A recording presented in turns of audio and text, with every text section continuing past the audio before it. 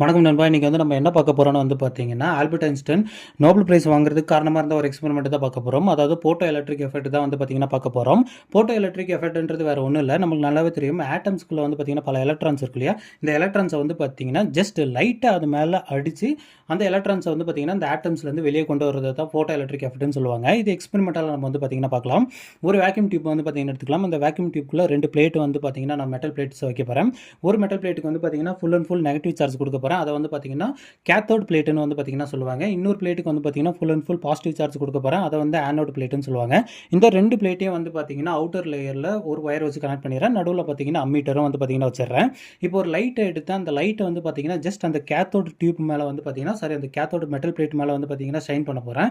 அப்படி ஷைன் பண்றப்ப என்ன நடக்குதுன்னு பார்த்தீங்கன்னா திடீர்னு அந்த அம்மீட்டர்ல இருக்கிற நீடில் பார்த்தீங்கன்னா டிஃப்ளெக்ஷன் காட்டுது. நமக்கு நல்லாவே தெரியும் ஒரு எலக்ட்ரிக் கரண்ட் பாஸ் ஆனால் அப்போ தான் பார்த்தீங்கன்னா அந்த அம்மீட்டர் பார்த்தீங்கன்னா டிஃப்ளெக்ஷன் பார்த்தீங்கன்னா காட்டும்.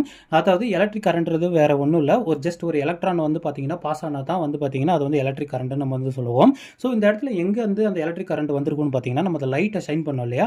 அந்த லைட் பார்த்தீங்கன்னா அந்த மெட்டல் பிளேட் கேத்தோட மெட்டல் பிளேட்டில் படுறப்ப என்ன இருக்குன்னா இந்த மெட்டலில் இருக்க ஆட்டம்ஸில் இருக்கிற எலக்ட்ரான்ஸை பார்த்தீங்கன்னா வெளியே கொண்டு வந்து அந்த எலக்ட்ரான்ஸ்லாம் பார்த்தீங்கன்னா ஆனோட நோக்கி அட்ராக்ட் ஆகி அப்புறம் பார்த்தீங்கன்னா இந்த அம்மீட்டரை பார்த்தீங்கன்னா ரீச் பண்ணியிருக்கு. இதனால தான் பார்த்தீங்கன்னா நம்மளுக்கு அந்த அம்மீட்டரில் பார்த்தீங்கன்னா அந்த டிஃப்ளெக்ஷன் பார்த்தீங்கன்னா வந்திருக்கு. இதை என்ன சொல்லுவாங்கன்னா இந்த கரண்ட்டை தான் பார்த்தீங்கன்னா ஃபோட்டோ கரண்ட்னு சொல்லுவாங்க. இந்த ஃபோட்டோ எலக்ட்ரிக் எஃபெக்ட்னால உருவான கரண்ட் பார்த்தீங்கன்னா ஃபோட்டோ கரண்ட்னு பார்த்தீங்கன்னா சொல்லுவாங்க. இப்போ நம்மளுக்கு நல்லாவே தெரிஞ்சிருச்சு. அதாவது ஜஸ்ட் ஒரு லைட்டை ஷைன் பண்ணுறதுனால பார்த்தீங்கன்னா எலக்ட்ரான்ஸ் பார்த்தீங்கன்னா வெளியே வருது. அதை இந்த எக்ஸ்பெரிமெண்ட் வழியாகவும் நம்ம பார்த்துட்டோம். பட் இது எல்லா லைட்லையுமே நடக்குமா? நம்ம சுற்றி இருக்கிற எப்பயுமே பார்த்தீங்கன்னா லைட் எரிஞ்சிக்கிட்டே தான் இருக்குது. ஸோ அந்த லைட்டுனால இந்த எலக்ட்ரான்ஸ்லாம் பார்த்தீங்கன்னா எப்பயுமே வெளியே ஆட்டம்ஸ் விட்டு வந்துகிட்டே இருக்குமான்னு கேட்டிங்கன்னா அப்படியெல்லாம் கிடையாது. அதுக்குன்னு பார்த்தீங்கன்னா ஒரு க்ரைட்டீரியா இருக்குது. அதாவது அந்த லைட் இருக்கு இல்லையா? அந்த லைட்டுன்றது பார்த்தீங்கன்னா ஒரு வேவ் தான்.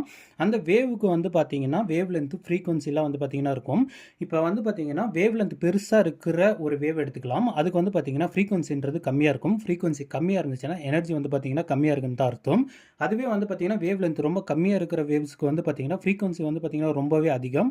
ஃப்ரீக்வன்சி பார்த்தீங்கன்னா அதிகமாக இருந்துச்சுன்னா எனர்ஜி பார்த்தீங்கன்னா அதிகமாக இருக்கும்.